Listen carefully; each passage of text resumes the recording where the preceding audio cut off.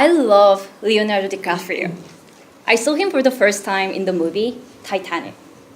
He was just so cute and attractive, and I'm pretty sure I am not the only one who fell in that way. When I watched The Inception and The Great Gatsby, oh my God, I fell in love with him again. So you probably understand how shocked I was when I saw these photos on Google. It's really hard to believe that they are the same person. So what makes difference? That's a topic we're gonna introduce today. Clothing. Clothing matters. Clothing is worth your 1,000 words. It is a very effective non-verbal communication tool for 2 reasons. First, it affects how other people perceive you and behave towards you. There are a lot of research to prove this. For example, if you wear a suit and then cross the street against the traffic light, 3.5 times as many people will follow you as when you just wear work shirt or trousers, work shirt and trousers. Also, during negotiations, people in a suit are more likely to have a profitable deals than people in sweatshirts. And secondly, more importantly, it affects how you think of yourself, your self-confidence. We just did our power pose, Amy's power pose, like a superwoman or a superman. It helps us feel the power and confidence. And in fact, clothing can give you the same effect. It turns out that people in superhero clothing are more confident mentally and physically. So find your own superhero clothing. They fit you well and also make you feel very confident. So in sum, look good, feel good, do good, and present well. How are we gonna do this? With an AIM framework: audience, intent, and message. And Edward will introduce how you can connect with the audience through your clothing. Thanks, Iana. Before I start, when was the last time you walked into a room and the first thing on your mind is, gosh, I wish I wore something different? I think it's a very painful experience for those that have experienced this before.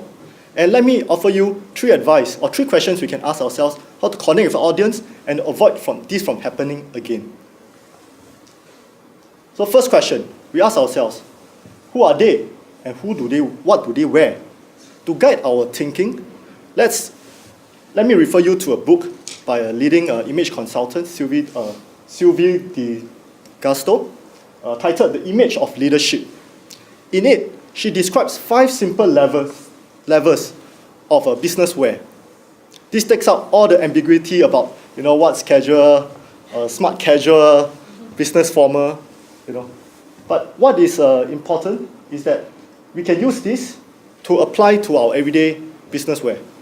So it ranges from the very formal boardroom attire, like what I'm wearing right now, all the way to the Silicon Valley baseline casual, similar to what Brandon is wearing. And in between, we have the mainstream casual, like Ryan, and the executive casual, like Yana. And based on these 5 levels, we apply the +1, -1 framework. How it works. So you identify what your audience wears, okay? And then you wear 1 step higher, more formal, okay? So that you create that sense of presence and the sense of executive confidence. And then one trick is that you should only step down, dress less formal, maximum 1 step, only when they invite you subsequently to a casual event. Second question to answer is, what do they expect? What do they expect you to wear, specific to your industry, to your role? This is a tricky question because often between specific professions, there are a lot of unsaid and unwritten norms for dress codes. But often the easiest way is to ask people who work in those industries as well.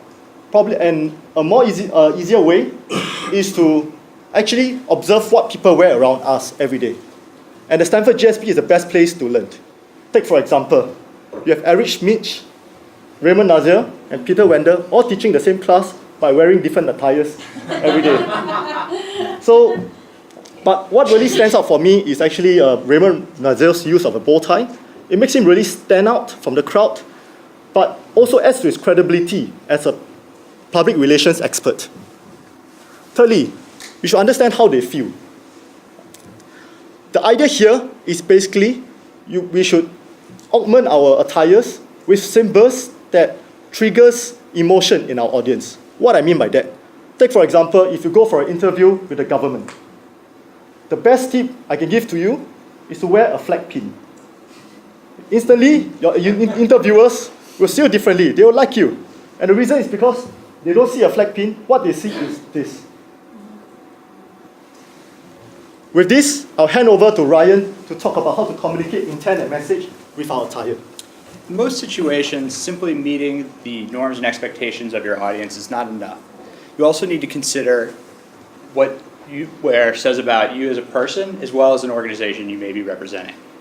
If you dress in a way that's not comfortable for you, it can come across as inauthentic and create cynicism. This is a picture of me when I was working at a startup this summer and made an effort to try and downplay the fact that I was an MBA. For better or for worse, what you wear says a lot about who you are as a person. There's the obvious, straightforward stuff. You want to look well put together and prepared and wear something that makes you feel confident as well as comfortable. But there's also a lot of trade-offs that go into these decisions.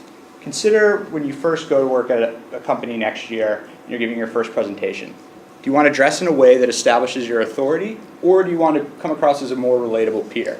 Are you someone who's more laid back or more buttoned up and formal? And do you want to represent kind of the status quo, traditional culture of the organization, or are you someone who's going to rock the boat and be more progressive? This becomes even more challenging when you factor in the brand of a company that you may be representing. So take, for example, if you work at a Silicon Valley company and you're meeting with investment bankers in New York, do you put on just your freshest hoodie and with the company logo on it, or do you go out and buy a pair of cufflinks in an effort to kind of fit in with the expectations? You can do what Zuckerberg did and try and compromise, but the reality is that oftentimes these two aspects don't overlap completely, and at times they may be in direct conflict with each other. So the first thing you need to do at a minimum is understand what it is the brand of a company or organization or cause that you're representing is. And then you want to make a conscious decision of deciding whether you want your message, the message your appearance sends, to align with that or contrast it. At times, emphasizing an aspect of your brand can be beneficial, such as Vice's Shane Smith, emphasizing the fact that Vice is an edgy, kind of next-generation news organization. Sheryl Sandberg kind of takes a different approach and gives an air of kind of professionalism that Facebook culture typically is not known for, and it's kind of a way to say that there's an adult in the room. This can sometimes backfire in situations that I've seen.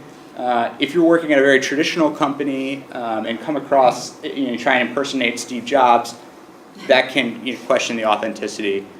Or if you're working at a cutting-edge company working on quantum computing and you dress more like a salesman, that may question how credible the organization is.